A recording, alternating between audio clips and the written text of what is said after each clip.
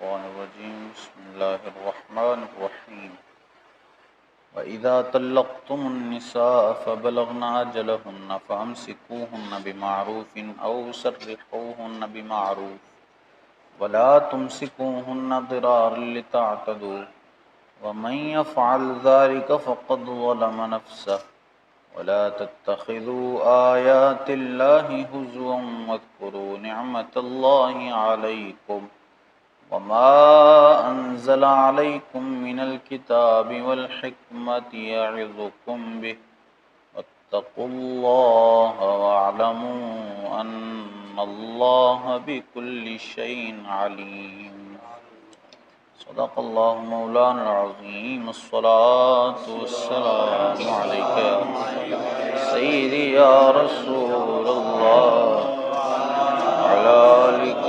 وأصحابك يا سيدي يا حبيب الله الصلاة والسلام عليك يا سيدي يا نبي الله وعلى آلك وأصحابك يا سيدي يا نبي إذا طلقتم النساء فبلغن أجلهن فأمسكوهن بمعروف أو سرحوهن بمعروف، اور جب تم عورتوں کو طلاق دو اور ان کی میعاد آن پہنچے تو اس وقت تک یا بھلائی کے ساتھ روک لو یا اچھے سلوک کے ساتھ چھوڑ دو۔ ولا تمسکوہن ضرارا لتعتدوا، اور انہیں ضرر دینے یعنی نقصان کے لیے روکنا نہ ہو کہ حد سے بڑھو۔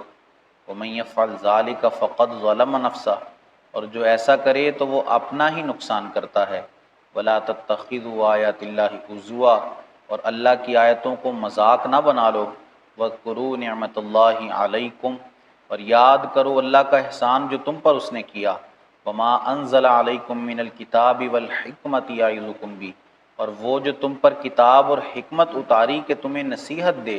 واتقوا اللہ، اور اللہ سے ڈرتے رہو۔ وَاعْلَمُوا أَنَّ اللَّهَ بِكُلِّ شَيْءٍ عَلِيمٌ، اور جان رکھو کہ اللہ سب کچھ جانتا ہے۔ یہاں یہ حکم بیان کیا گیا ہے کہ جب بیوی کو طلاق دے دو اور اس کی عدت پوری ہونے والی ہو، جو اس کی عدت کے دن ہیں وہ مکمل ہونے والے ہوں، تو اب یہاں تو اچھے طریقے سے اس کے ساتھ رجوع کر لو، یا پھر جو ہے وہ اچھے طریقے سے اس کا پیچھا چھوڑ دو، اس کو تنگ نہ کرو۔ یہ آیت جو ہے یہ ثابت بن یسار انصاری کے بارے میں نازل ہوئی کہ وہ ایسا کرتے کہ اپنی بیوی کو طلاق دیتے اور جب جو عدت پوری ہونے والی ہوتی تو رجوع کر لیتے، پھر طلاق دے کر پھر چھوڑے رکھتے۔ اس طرح ان کو قید کر کے رکھا ہوا تھا انہوں نے اپنی بیوی کو، تو ان کے بارے میں یہ آیت نازل ہوئی اور حکم دیا گیا کہ جب طلاق دے دو اور عدت پوری ہونے والی ہو تو اب رجوع اسی صورت میں کرو کہ جب تمہیں یقین ہو کہ تم ان کے ساتھ اچھے طریقے سے اپنے معاملات کر سکتے ہو، ورنہ ان کو اچھے طریقے سے جانے دو، ان کو تنگ نہ کرو اور ان کا پیچھا چھوڑ دو۔ پھر فرمایا وَمَن يَفْعَلْ ذَلِكَ فَقَدْ ظَلَمَ نَفْسَهُ،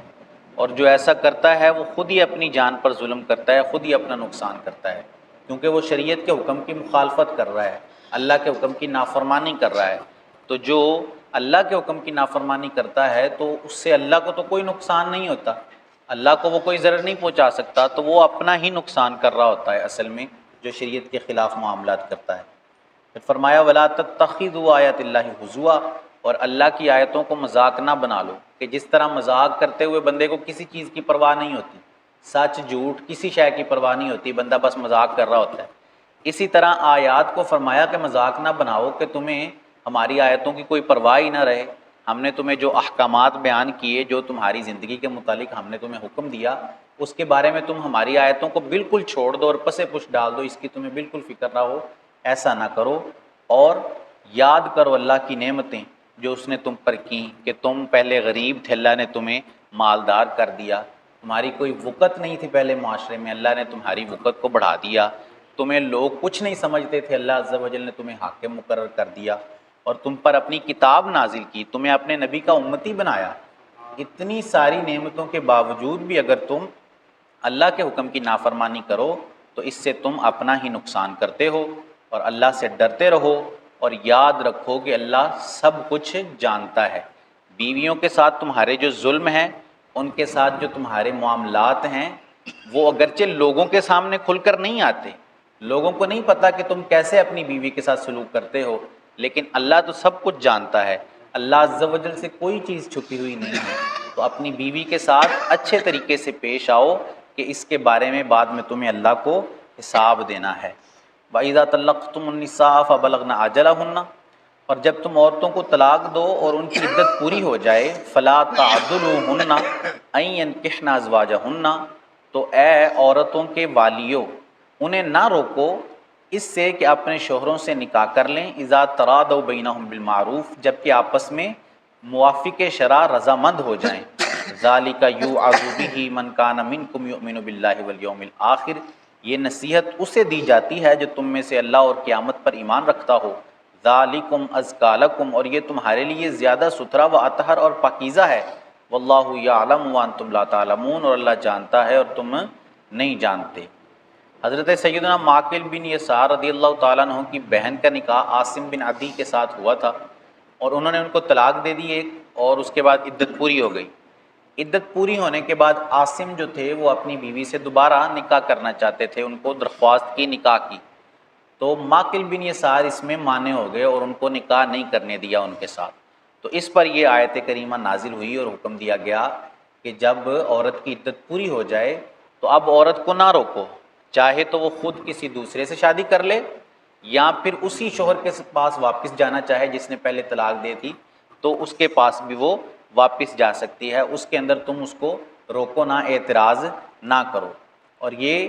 تمہارے لیے نصیحت ہے، اللہ فرماتا ہے، اس بات کی اہمیت کو ظاہر کرنے کے لیے فرمایا کہ یہ نصیحت ہم ان کو کر رہے ہیں کہ جو اللہ اور آخرت کے دن پر ایمان رکھتے ہیں، جو واقعی مومن ہیں، ہم ان کو یہ نصیحت کر رہے ہیں کہ جب جو عورت کے والی ہیں، جو سرپرست ہیں عورت کے، ان کو یہ حق نہیں پہنچتا کہ عورت اگر نکاح کرنا چاہے کسی کے ساتھ یا اسی پہلے شوہر کے پاس واپس جانا چاہے تو اس کو روکیں۔ پھر فرمایا ذالک ازکی لکم واطہر، اور یہی تمہارے لیے زیادہ ستھرا اور پاکیزہ ہے، کیونکہ بعض اوقات پچھلے تعلق کی وجہ سے عورت کوئی غلط قدم بھی اٹھا سکتی ہے، جس کی وجہ سے بندے کی اپنی عزتی جو ہے وہ داؤ پر لگ سکتی ہے۔ تو اللہ فرماتا ہے کہ ہم نے جو تمہیں حکم دیا ہے اگر تم اس پر عمل کرو تو یہ تمہارے لیے زیادہ ستھرا اور پاکیزہ ہے، اس میں عورت کے معاملات بھی ٹھیک رہیں گے اور تمہاری بھی عزت بچ جائے گی اگر تم ہمارے حکم پر عمل کرتے رہو گے۔ واللہ یعلم وانتم لا تعلمون، اور اللہ معاملات کے انجام کو جانتا ہے، تم نہیں جانتے کہ معاملے کا انجام کیا ہونے والا ہے، تمہیں اس کا خبر نہیں ہے، تو جو وہ تمہیں حکم دیتا ہے اس کے مطابق چلتے رہو تو تمہارے معاملات ٹھیک چلتے رہیں گے، اور اگر اس کے حکم کی خلاف ورزی کرو گے تو اپنے معاملات کو خراب کر بیٹھو گے۔ اللہ عز و جل سے دعا ہے کہ اللہ عز و جل ہمیں عمل کی توفیق عطا فرمائے، آمین بجاہ خاتم۔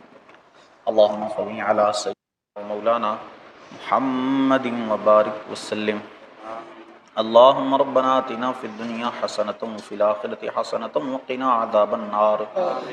وقنا عذاب القبر وقنا عذاب الحشر وقنا حساب المیزان۔ ربنا اغفر لی ولوالدی وللمؤمنین یوم یقوم الحساب۔ ربنا انت ولینا فی الدنیا والآخرہ، توفنا مسلما والحقنا بالصالحین۔ اللہم اغفر وارحم وانت خیر الراحمین۔ اللہم اکفنا بحلالک عن حرامک واغننا بفضلک عمن سواک۔ سبحان ربک رب العزت عما یصفون، والسلام علی المرسلین والحمد للہ رب العالمین، وصلی اللہ تعالی علی حبیبہ سیدنا و مولانا محمد وعلی آلہ واصحابہ اجمعین برحمتک یا ارحم الراحمین۔